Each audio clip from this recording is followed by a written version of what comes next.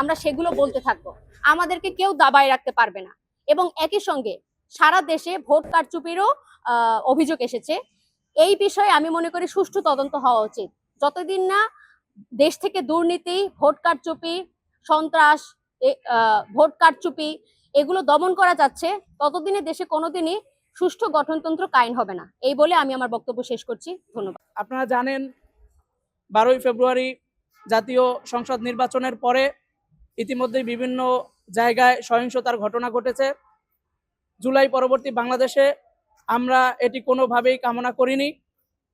আমরা বিএনপি সরকারকে হুঁশিয়ার করে দিতে চাই, আপনারা যদি আওয়ামী লীগের পরিণতি ভুলে যেয়ে থাকেন, আপনারা যদি স্বৈরতন্ত্রের পরিণতি ভুলে যেয়ে থাকেন, তাহলে আপনাদেরকে স্মরণ করিয়ে দেওয়ার মতো সক্ষমতা এদেশের ছাত্র জনতার রয়েছে।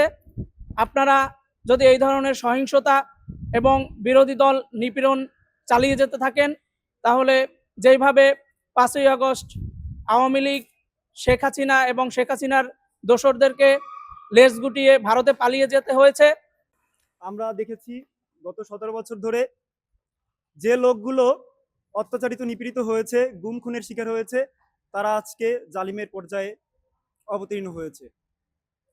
যাদের সাথে আমরা জুলাই আগস্টে একই সাথে আন্দোলন করেছি, আমরা জুলাই আগস্টে নিপীড়িত হয়েছি, হত্যার সম্মুখীন হয়েছি, নির্যাতিত হয়েছি, তারা আজকে জালিমের পর্যায়ে অবতীর্ণ হয়েছে। অত্যন্ত দুঃখের সাথে বলতে হয়, তারা তাদের অতীত ভুলে গেছে। তারা গত 1.5 বছরে একটা নিরপেক্ষ সরকারের সময়ে 91.7% সহিংসতায় জড়িত হয়েছে। 650টা ঘটনা ঘটছে গত 1.5 বছরে। যে 650টা ঘটনার মধ্যে 550টা ঘটনা বিএনপি কর্তৃক সংগঠিত হয়েছে। অত্যন্ত লজ্জার সাথে বলতে হয়, তারা 230টা খুন করেছে এই 1.5 বছরে। শুধু তাই নয়, তারা নির্বাচিত হওয়ার পর বিভিন্ন জায়গায় হামলা, সহিংসতার মতন ঘটনা ঘটিয়েছে এবং এখন পর্যন্ত তারা 1000 জনের উপর হামলা করেছে। শুধু বিএনপি নয়, আমি জামাত এবং এনসিপিকে বলতে চাই, আপনারা যারা বিভিন্ন জায়গায় নির্বাচিত হয়েছেন, প্রায় 77টা আসন জয়লাভ করেছেন, আপনাদের কাছে যেন পরাজিত প্রার্থীরা এবং তার সমর্থকরা যেন সেফ থাকে।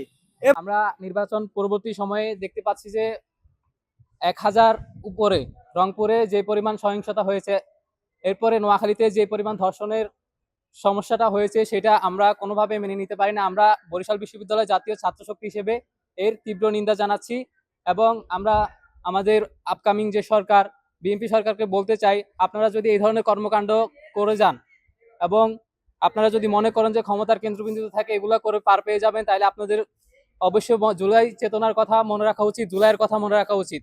আপনারা যদি ভাবেন যে ছাত্ররা এই নির্বাচন পরবর্তীতে দমে যাবে, তাহলে আপনারা ভুল ভাবছেন। আমরা আপনাদেরকে সতর্ক করে দিতে চাই, আপনারা যাদের ভোটে নির্বাচিত হয়েছেন, শেখ হাসিনা এবং স্বৈরাচারকে কিন্তু তারা নামায় নাই। শেখ হাসিনা এবং স্বৈরাচারকে নামাইছে এই দেশের তরুণ প্রজন্মরা। আপনারা যদি এই ধরনের কর্মকাণ্ড পরবর্তীতে আরো ঘটান, এই তরুণ প্রজন্ম আবার নেমে আসবে এবং পরবর্তীতে আরেকটা জুলাই সংগঠিত হবে।